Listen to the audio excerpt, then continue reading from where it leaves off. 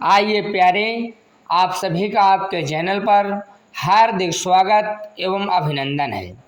आज हम इस वीडियो में कक्षा 10 में संकलित संस्कृत खंड के द्वितीय पाठ देशभक्तः चंद्रशेखरः पाठ का संपूर्ण अभ्यास प्रश्न देखेंगे। तो देर न करते हुए आप लोग पेंसिल या पेन कापी ले लीजिए और प्रश्नों के उत्तर लिखना आरंभ कीजिए। तो पहला प्रश्न है कि चंद्रशेखरः कः आसीत्। बिल्कुल एक एक शुद्ध प्रश्नों के एक एक शुद्ध उत्तर आपको मिलेगा। आप बढ़िया से नोट्स कंप्लीट कीजिए, फिर कंप्लीट कर दिए और परीक्षा की तैयारी कीजिए। तो प्रश्न पहला क्या है कि चंद्रशेखरः कः आसीत्, चंद्रशेखर कौन थे। तो उत्तर इसका इस प्रकार लिखेंगे कि चंद्रशेखरः एकः प्रसिद्धः क्रांतिकारी देशभक्तः च आसीत्। चंद्रशेखर एक प्रसिद्ध क्रांतिकारी और देशभक्त थे। प्रश्न दूसरा है चंद्रशेखरस्य रक्तबिंदवः अग्निस्फुलिंगाः केषां कृते भविष्यन्ति। तो कहने का मतलब क्या है कि चंद्रशेखरस्य यानी चंद्रशेखर के रक्त बिंदु माने खून की बूंदे, अग्नि स्फुलिंगा माने आग की चिंगारी, केशाम माने किसके कृते माने के लिए, भविष्यंति माने भविष्य में बनेंगी। तो इसका उत्तर हम इस प्रकार लिखेंगे, ये उत्तर लिखेंगे कि चंद्रशेखरस्य रक्त बिंदवः अग्नि स्फुलिंगा शत्रुणाम कृते भविष्यन्ति। चंद्रशेखर के खून की बूंदे भविष्य में अग्नि की चिंगारी शत्रुओं के लिए बनेगी। प्रश्न तीसरा है कस्य आरक्षकस्य मस्तकं प्रस्तर खंडेन प्रहारेण आहतम अभवत। किस आरक्षकस्य यानी सिपाही का, पुलिस का, मस्तक माने माथा, पत्थर के टुकड़े के प्रहार से चोटिल हो गया था। तो उत्तर लिखेंगे दुर्मुखः नाम आरक्षकस्य मस्तकं प्रस्तर खंडेन प्रहारेण आहतम अभवत। दुर्मुख नाम के सिपाही का मस्तिष्क प्रस्तर खंडेन यानी पत्थर के टुकड़े के प्रहार से चोटिल हुआ था। प्रश्न चौथा न्यायाधीशस्य पीठे कः अतिष्ठत। न्यायाधीश माने जज। तो न्यायाधीश के पीठे माने कुर्सी पर, पद पर, कहाँ तिष्ठत कौन बैठा था। तो न्यायाधीशस्य पीठे एकः दुर्धर्षः पारसिकः अतिष्ठत। दुर्धर्ष माने कठोर निर्दयी, पारसिकः माने फारसी बैठा हुआ था। इस प्रकार हम उत्तर लिखेंगे। अगला प्रश्न पांचवा है, क्या है कि न्यायाधीशः चंद्रशेखरम कथम अदंडयत। न्यायाधीश ने चंद्रशेखर को क्या दंड दिया। तो उत्तर लिखो न्यायाधीशस्य चंद्रशेखरम 5-10 कसाघातान अदंडयत। न्यायाधीश ने चंद्रशेखर आजाद को 5-10 माने 15 कसाघातान माने कोड़े मारने का, घातान माने कोड़े मारने का, अदंडयत माने दंड दिया, यानी 15 कोड़े मरवाया चंद्रशेखर आजाद को। प्रश्न छठवा कारावासाधिकारिणः किम नाम आसीत। यानी कारावास यानी जेल के अधिकारी का क्या नाम था, जेलर का क्या नाम था। तो कारावासाधिकारिणः नाम गंड सिंह आसीत। जेलर का नाम गंड सिंह था। प्रश्न सातवा दुर्मुखः का आसीत, यानी दुर्मुख कौन था। तो उत्तर दुर्मुखः एक आरक्षकः आसीत। दुर्मुख एक आरक्षकः माने सिपाही था। प्रश्न आठवां चंद्रशेखरः कथम बंदी कृतः। चंद्रशेखर कैसे बंदी कृतः यानी बंदी बनाए गए, इनको कैसे पकड़ा गया। तो उत्तर लिखेंगे कि चंद्रशेखरः राजद्रोही इति आरोप्य आरक्षकैः बंदी कृतः। चंद्रशेखर को राजद्रोह के आरोप में बंदी सिपाही ने बंदी बनाया, यानी राजद्रोह इन पर लाद दिया गया कि ये राजद्रोही हैं। प्रश्न 9वां, चंद्रशेखरः स्वनाम किम अकथयत्? चंद्रशेखर ने अपना नाम क्या बताया? ये जब न्यायाधीश ने नाम पूछा तो इन्होंने क्या बताया? उत्तर लिखेंगे चंद्रशेखरः स्वनाम आजादः इति अकथयत्। चंद्रशेखर ने अपना नाम आजाद यही नाम बताया। प्रश्न 10वां, चंद्रशेखरः स्व पितुः नाम किम अकथयत्? यानी चंद्रशेखर ने अपने पिता का नाम क्या बताया? तो उत्तर है कि चंद्रशेखरः स्वपितुः नाम स्वतंत्रः इति अकथयत्। चंद्रशेखर ने अपने पिता का नाम स्वतंत्र बताया, यानी अपना नाम आजाद और अपने पिता का नाम स्वतंत्र बताया। प्रश्न 11वां, चंद्रशेखरः स्वगृहं किम अवदत्? या चंद्रशेखरः स्वगृहं कुत्र अवदत्? तो दोनों एक ही प्रश्न है। यानी चंद्रशेखर ने स्वगृहम अपना घर किम अवदत् कहाँ बताया, कौन सा बताया? और चंद्रशेखर स्वगृहम कुत्र अवदत्, चंद्रशेखर ने अपना घर कहाँ बताया? तो एक ही उत्तर होगा कि चंद्रशेखर स्वगृहम कारागारम अवदत्। चंद्रशेखर ने अपना घर जेल को बताया, कारागृह को बताया।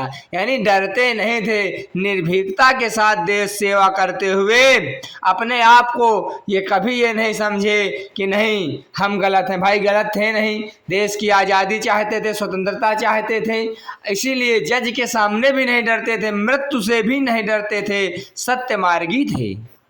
अगला प्रश्न है 12वां कि कषया ताडितः चंद्रशेखरः पुनः पुनः किम अवदत्?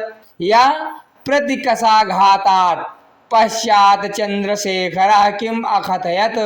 यानी कषया ताडितः माने कोड़ों से मार खाने के बाद फिर चंद्रशेखर ने बार बार किम अवदत् क्या कहा कि, और यह प्रश्न है कि प्रतिकषाघातात् यानी बार बार कोड़ों से मार खाने के पश्चात माने बाद भी चंद्रशेखर किम अकथयत्, चंद्रशेखर क्या कहा कहते थे? तो उत्तर क्या लिखेंगे कि कषया ताडितः चंद्रशेखरः पुनः पुनः जयतु भारतम इति अकथयत्।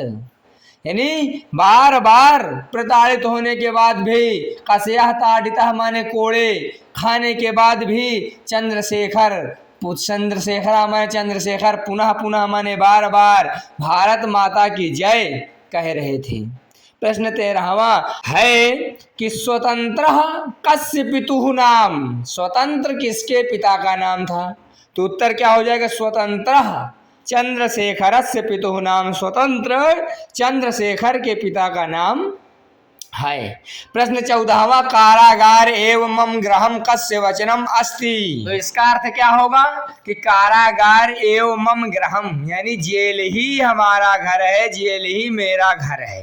कस्य वचनम अस्ति, कस्य माने किसका वचन है?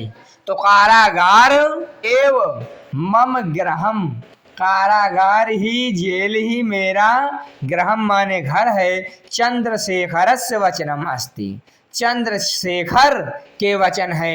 यानी चंद्रशेखर ने कहा था कि कारागार यानी जेल ही हमारा घर है। तो इस प्रकार आपको हम संस्कृत का अनुवाद यानी संस्कृत के प्रश्न का संस्कृत में उत्तर तो दे रहे हैं, लेकिन हिंदी अनुवाद भी बता रहे हैं जिससे आपको समझने और समझाने में आसानी हो। अगला प्रश्न है 15वां। तो इस प्रश्न का क्या है कि जयतु भारतम इति कथनम कस्य कम प्रतिचा अस्ति? जयतु भारतम इति कथनम यानी भारत माता की जय हो, यह कथन किसका है? कस्य कम किसका है? प्रतिचा अस्ति कम प्रति यानी किसके प्रति है? तो उत्तर होगा जयतु भारतम इति कथनम चंद्रशेखरस्य न्यायाधीशम कारावासाधिकारिणम च प्रति अस्ति।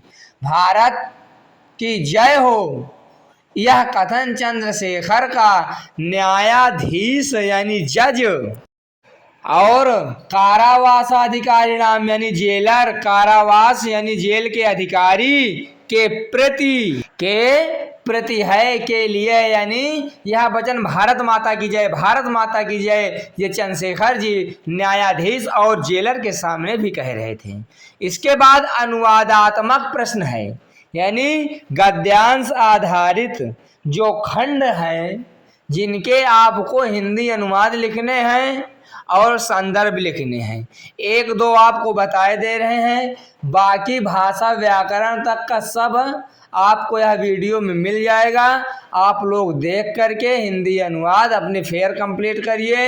एक तरफ से अर्थ निकलता है, संस्कृत का अर्थ बहुत आसानी से निकलता है। इसको संस्कृत आप अपने पुस्तक से पढ़िए और यहाँ से हिंदी अनुवाद करते रहिए और इस प्रकार उसको समझने की कोशिश कीजिए। तो पहला तो इसका प्रश्न क्या है कि निम्नलिखित संस्कृत गद्यांशों का संदर्भ सहित हिंदी भाषा में अनुवाद कीजिए।